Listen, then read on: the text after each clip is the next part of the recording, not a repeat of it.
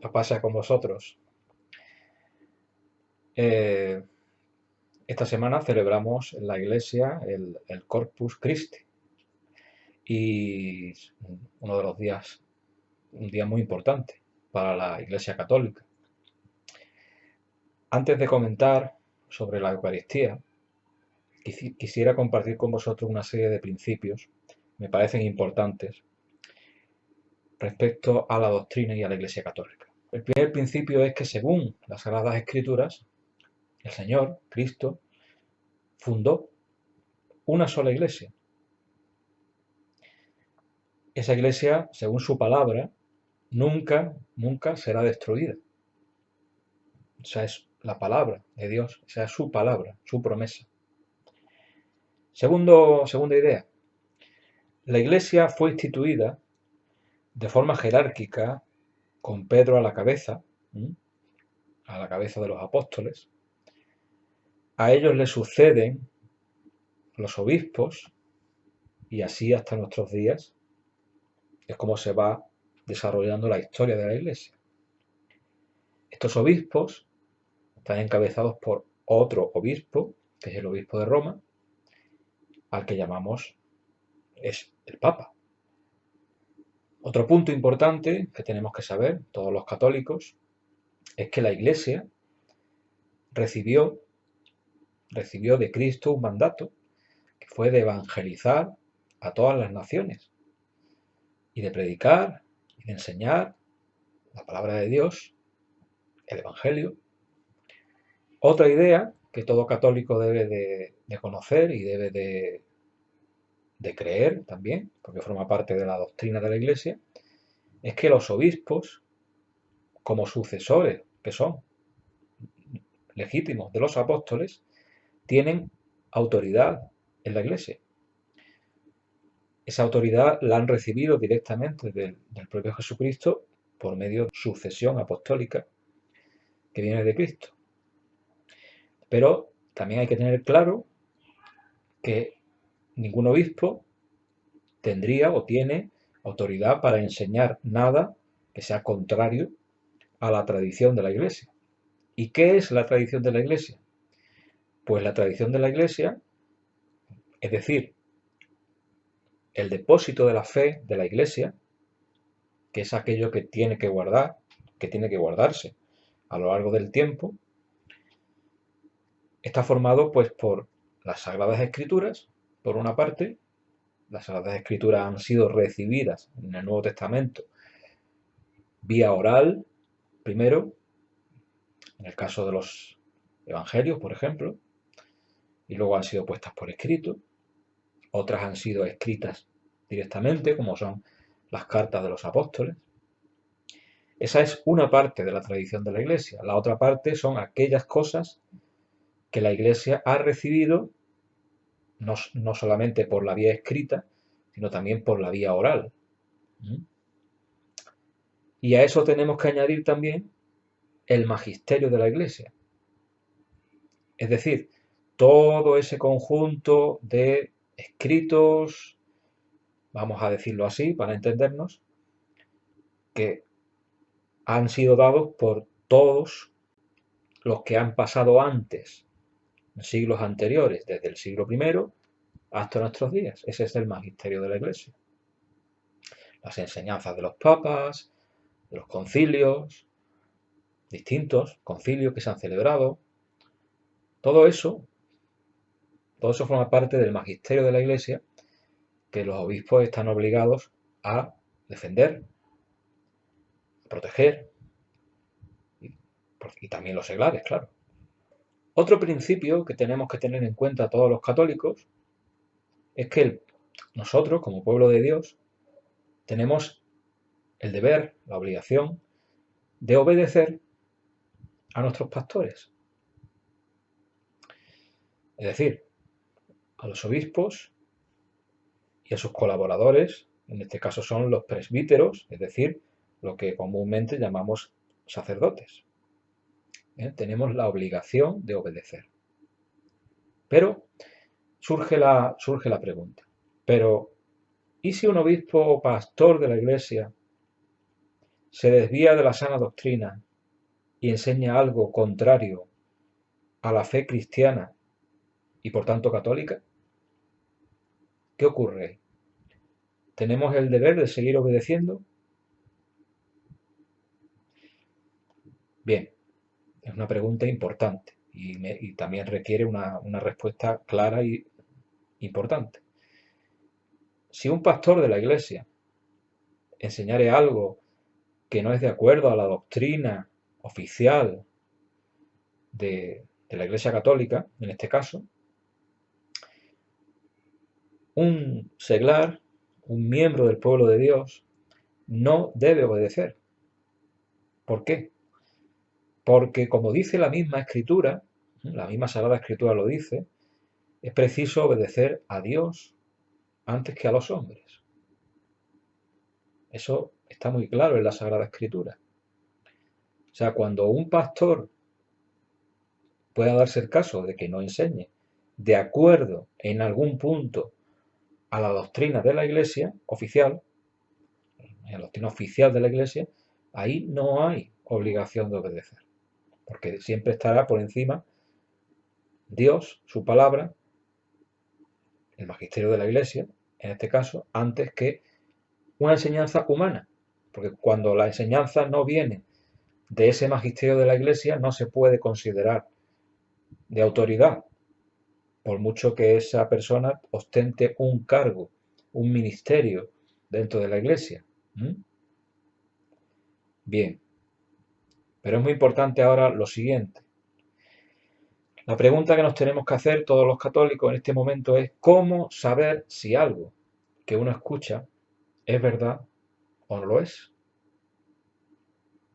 Porque claro, uno puede decir, bueno, yo me fío porque esa persona se supone que tiene que enseñar lo correcto.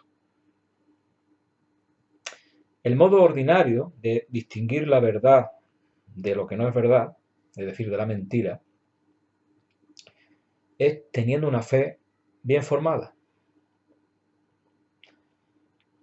Para esto yo digo que no es estrictamente necesario, para tener una fe bien formada, no es estrictamente necesario hacer un máster.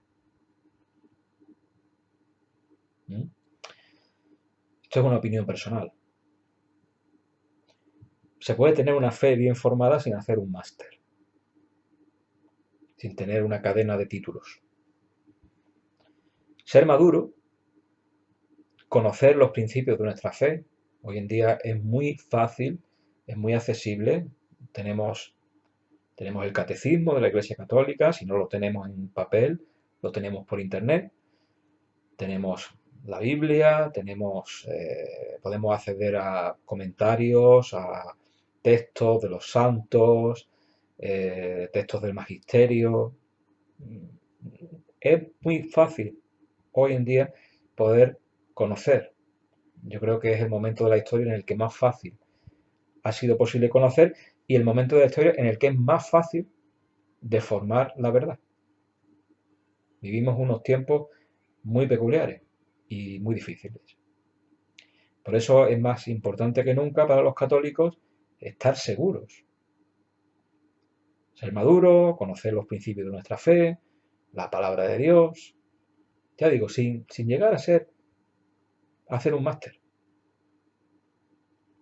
Con la frecuencia, con la constancia en el tiempo, un católico, sin llegar a ser una eminencia, puede tener un conocimiento suficiente como para evitar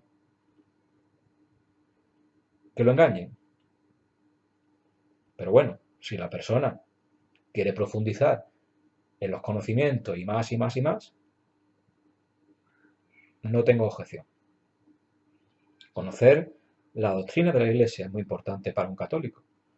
Porque si no conocemos la doctrina, la enseñanza, si no conocemos la enseñanza de la Iglesia, ¿cómo vamos a poder distinguir? Hay un modo extraordinario también en las Sagradas Escrituras que nos enseña cómo se puede distinguir algo bueno de lo que no es bueno. Algo que es verdad de lo que no es verdad. hay un modo extraordinario.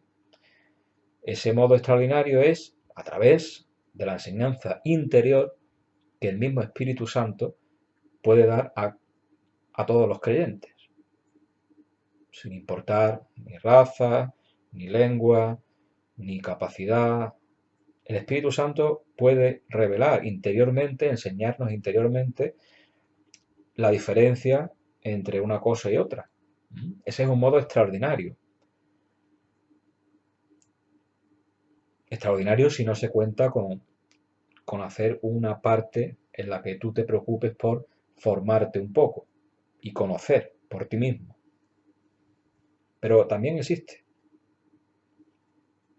De hecho, yo cuando empezaba,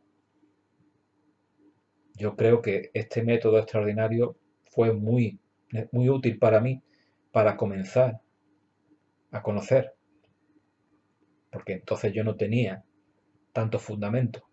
La combinación de uno y otro modo nos hará cristianos comprometidos y capaces de discernir la verdad del error. Eso es un principio que tenemos que tener muy claro. A veces no es suficiente con oír a alguien que hable muy convencido o con mucha claridad. Que tú digas, uy, qué bien habla. Es preciso la búsqueda personal y la búsqueda personal de la verdad. Hay que, hay que estar interesado.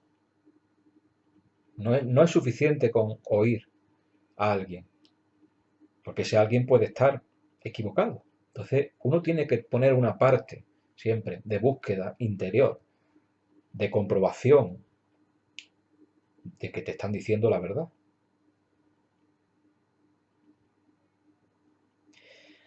Cuando alguien dice que una cosa no es así, sino que es de otro modo, el modo más seguro de resolver la duda es acudiendo, bueno, eso es mi opinión, es acudiendo personalmente a las fuentes originales y leer, estudiar el tema y conocer de primera mano, siguiendo un principio de coherencia. Yo lo llamo así. Hay personas que optan pues por buscar a alguien que les alumbre en el camino. También está bien. Lo que pasa es que, en mi opinión, este método, aunque puede tener sus frutos y puede ser bueno, sobre todo si la persona es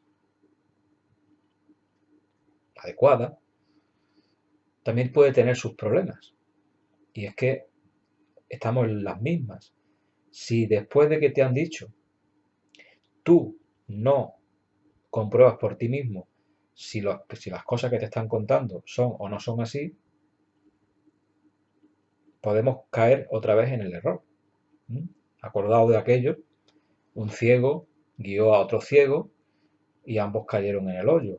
Ninguno de los dos se dio cuenta. El primero porque no podía guiar y el segundo porque se pensaba que el primero lo estaba guiando al camino correcto y sin embargo cayeron los dos. O sea que para evitar esto, todo católico de nuestros días debe preocuparse al menos un poco por comprobar por sí mismo las cosas, ¿no? Ya digo, hoy hay muchas posibilidades. Si tú acudes a la fuente original, ¿no?, es imposible que te puedan engañar. Dice, el apóstol Pedro dijo, ¿dónde lo dijo? Dímelo para que yo vea el versículo. Eso es acudir a la fuente original.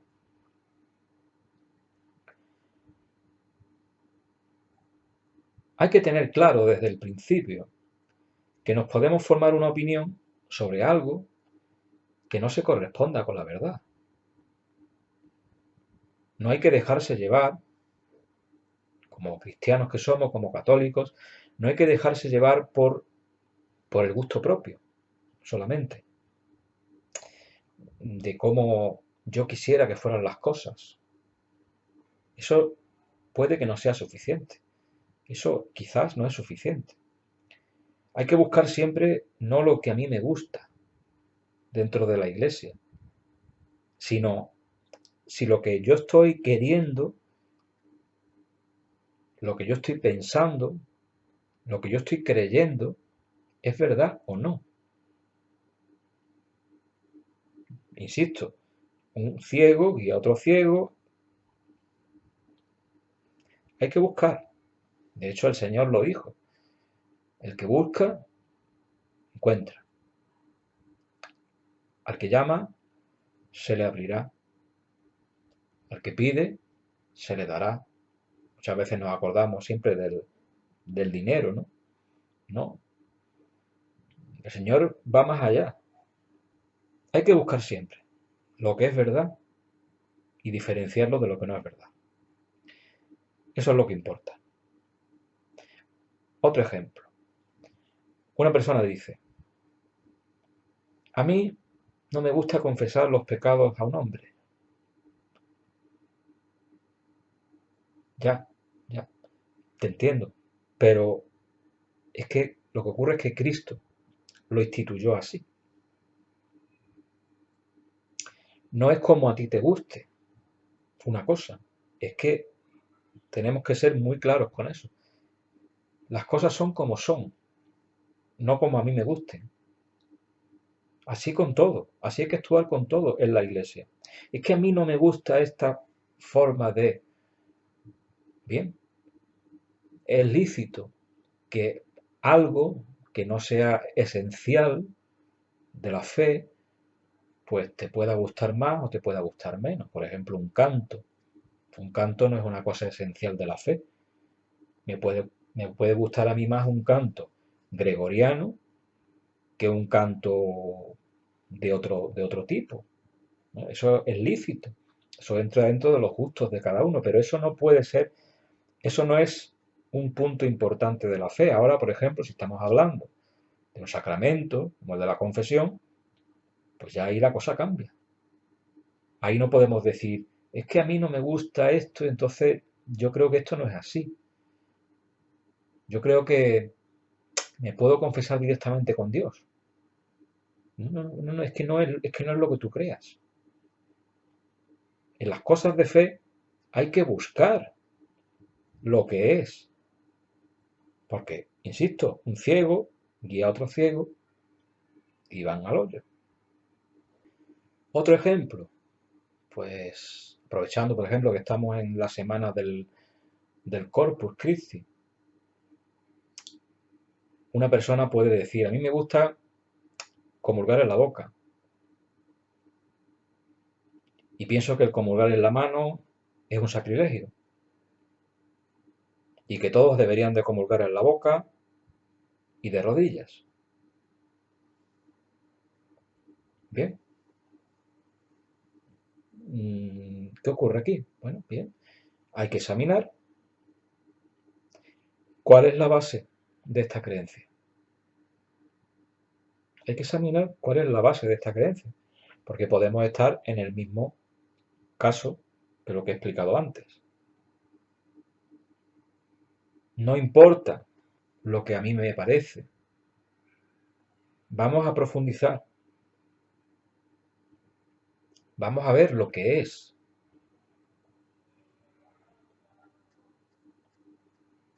Esto lo digo como ejemplo. Podría decirlo al contrario. Una persona dice, no, no, no, no, no, no. En la boca no hay que comulgar. Hay que comulgar en la mano. Estamos en lo mismo. Hay que examinar cuál es la base de esa creencia. ¿Tiene una base? Cuando me refiero a base, ya os lo he explicado antes. Hay que leer los textos originales. Tampoco vale en estos casos, en el caso de este que estoy contando, de la comunión, tampoco vale lo que diga uno y lo que diga otro. Porque sí, yo escucho a muchas personas y algunas personas de las que escucho, pues yo puedo pensar, oye, pues mira, pues coincido, ¿no? Coincido con su pensamiento, me gusta esto, me agrada.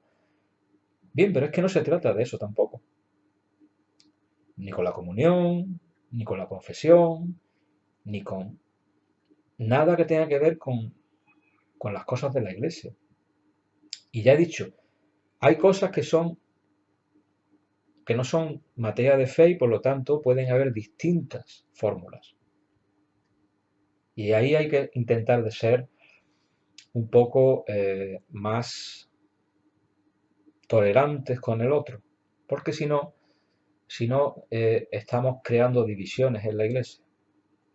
Cuando nos empecinamos en hacer las cosas o en querer que se hagan las cosas como a nosotros nos gusta y censuramos el modo que tiene el hermano de hacer las cosas o de querer hacer las cosas, creamos una división.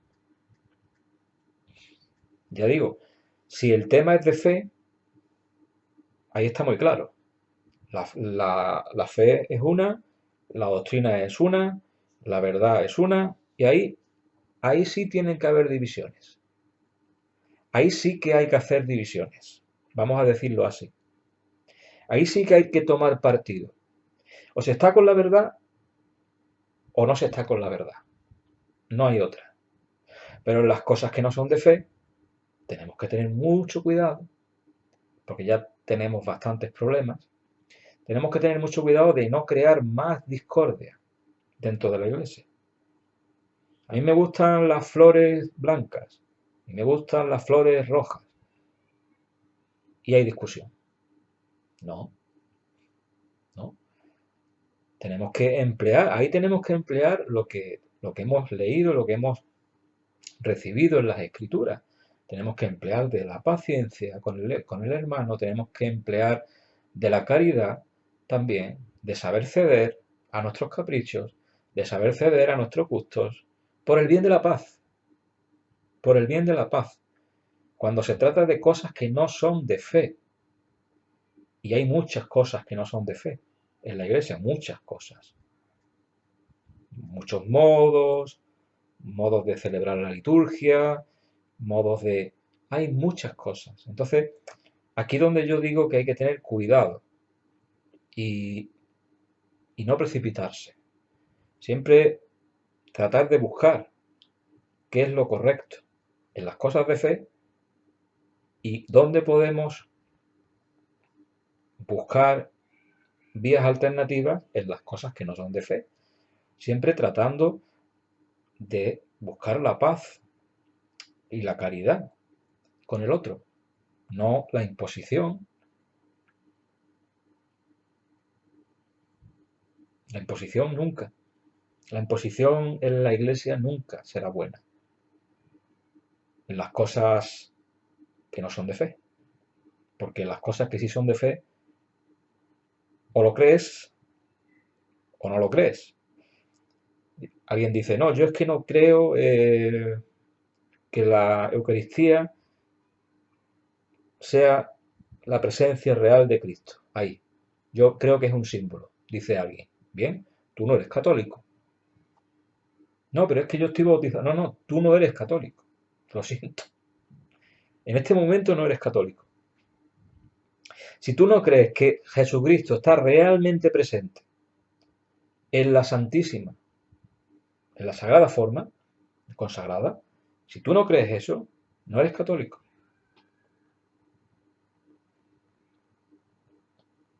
Y eres libre. Eres libre de no ser católico. Pero no eres libre para querer trastornar la fe católica. Para eso no eres libre. Ahí tendrás oposición. Y es que debe de haber oposición. Porque la fe debe ser defendida. Hoy en día hay muy poca gente que defienda la fe. Muy poca. La apologética es algo que brilla por su ausencia en muchos sectores de la iglesia. No, no ha calado, no se cree necesaria y hoy es más importante que nunca defender la fe. Defender la fe no es defender simplemente que Cristo es el Señor. Defender la fe es defender la doctrina de la iglesia. Frente a los ataques múltiples de muchísimas personas que tratan de hacer una iglesia a su manera, de trastornar la fe para convertirla a su gusto, que es lo que decíamos antes. No puede ser lo que yo quiera, es lo que es. Y lo que es se puede saber, seguro, seguro, sin que nadie te engañe. Acudiendo a las fuentes originales, nadie te puede engañar. Alguien dice, el Papa Juan Pablo II dijo una vez que esto es así, así, así, y tú dices, oh, el Papa Juan Pablo II ha negado. No, no, espérate un momento. ¿En qué documento está eso? Yo tengo que verlo. Y he dicho el Papa Juan Pablo II, podía decir Benedicto, podía decir Francisco, podía decir Pablo VI, podía decir cualquiera. A mí que nadie me diga esto es así y no me dé la fuente. Yo quiero la fuente. Todos somos muy buenos. Todos tenemos muy buenas intenciones, aparentemente. Pero ya sabemos, el diablo se transforma. Acordaos de aquello de los lobos vestidos de cordero. Entonces, el Papa tal ha dicho y eso es una herejía. Espera un momento. Espera un momento. Antes de lanzarte a criticar o insultar al Papa, sea el que sea, vamos a ver el texto. Vamos a la fuente. Y en más de una ocasión me he encontrado, por esto os lo cuento, me he encontrado que lo que decían que dijo no lo había dicho. Concretamente, ahora mismo me estoy acordando de una cosa del Papa Juan Pablo II que leí hace poco y que alguien en una página muy conocida, no la voy a decir hoy, la diré cuando hable de este tema, que hablaré. Una página católica muy conocida, de mucha reputación, mentía, o sea, no decía la verdad con respecto a algo que dijo el Papa Juan Pablo II. O sea, la página decía, el Papa Juan Pablo II dijo esto, y no era verdad. ¿Cómo lo supe? Pues me metí en la página del Vaticano, me costó un poquito, pero busqué el texto, lo leí, y claro, decía una frase que se parecía y luego decía otras cosas que no estaban en la página católica esta que digo, y por lo tanto ya estábamos con el lío. Ya habían manipulado intencionadamente unas palabras de un papa. Por eso, insisto, para distinguir la verdad de la mentira, no vale con fiarse de lo que uno dice. Una persona puede ser un buen guía dentro de la iglesia, por supuesto. Pueden haber muy buenos guías, muy buenos maestros, muy buenos sacerdotes, muy buenos obispos, pero también puede haber lobos vestidos de cordero. La única forma que tenemos de saberlo es que cuando algo es un poco controvertido y nos surge la duda y nos quitan la paz, tenemos que preguntarnos por qué nos están quitando la paz. ¿Por qué nos están quitando la paz? Busquemos el texto original, busquemos la palabra de Dios, busquemos la encíclica, vayamos a la fuente original, siempre. No seamos nosotros ese ciego que iba guiado por otro ciego y al final caigamos en el hoyo. Seamos maduros, preocupémonos por nuestra fe, preocupémonos por nuestra salvación, como decía San Pablo. San Pablo decía, preocupaos de vuestra salvación con temor y temblor. Wow. Esto se dice poco porque hace pupa. Cuando hablamos de temor, temblor, todas estas cosas hacen pupa. Entonces no se dicen. Las cosas que hacen pupa no se dicen porque es más cómodo no enfrentarse a eso. Pero San Pablo lo dice. ¿Que no me creéis? Tenéis vuestro derecho a no creerme. ¿Que creéis que me estoy equivocando? Perfecto. Eso es lo que quiero, que vayáis a la fuente. San Pablo. Ahora mismo lamento deciros honestamente que como no lo tenía preparado, no recuerdo exactamente el versículo. Pero si alguno tiene dudas, simplemente tiene que meter en el Google la frase que yo he dicho. Vuestra salvación con temor y temblor. Y os sale el versículo, vais a vuestra Biblia y lo comprobáis vosotros mismos. Es así de simple. Bueno, vamos a intentar seguir en el próximo vídeo con más cosas relacionadas con la Eucaristía, si Dios me lo permite, y, y con otras cosas que tengo pendientes y que quiero hacer. ¿Mm? Y que voy a ver si lo puedo ir haciendo todo. ¿Mm? Para quien quiera. Dios os bendiga a todos.